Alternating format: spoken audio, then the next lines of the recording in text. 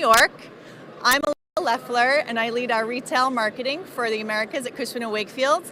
And with me this morning is David Gorelick, Head of Retail Services for the Americas, and John Morris, Head of Logistics and Industrial Services for the Americas at Cushman and Wakefield. How are you guys doing? Outstanding. How are you? I'm doing great. I love being here amongst all of our retail professionals, and it's great to be with you guys too.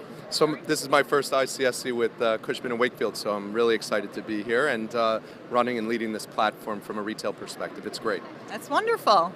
Well, thank you guys for being here. You know, Cushman and Wakefield has been talking lately about newCommerce. It's been our buzzword, the connection of retail brokerage and logistics and supply chain, and how that's all interconnected and how e-commerce fits into that. And in that vein, whether or not they should decide to self-perform, they're in-store, and they're direct-to-consumer. And so my question is for you guys, what's the best answer to that? Use a third-party provider, also known as a 3PL. They self-perform that fulfillment themselves? Well, the answer is it depends. You want to start, David? Sure, no problem. So it does depend. I think it depends on the maturity of the brand. It depends on the maturity of their life cycle and the way that they've already operated. If it's a new brand coming in from across border or Europe, they may consider a 3PL because it's an easier way to invest in their own infrastructure in terms of retail rather than investing that capital into warehousing and logistics and distribution. If it's a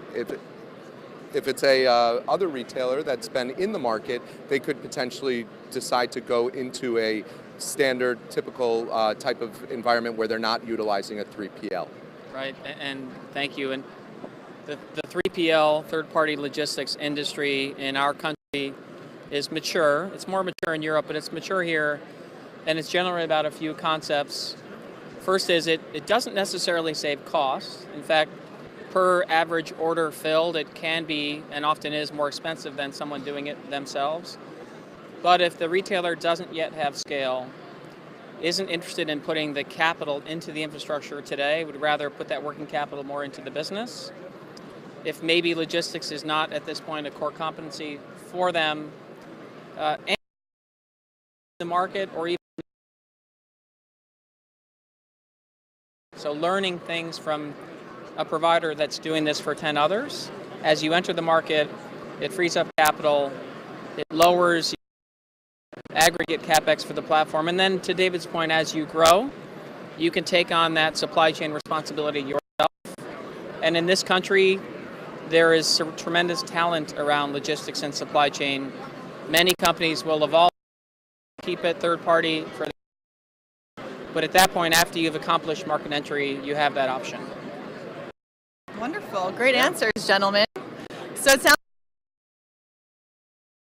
consider when making this decision. Yep. And if you want to learn more about newCommerce, you can go to newcommerce.com.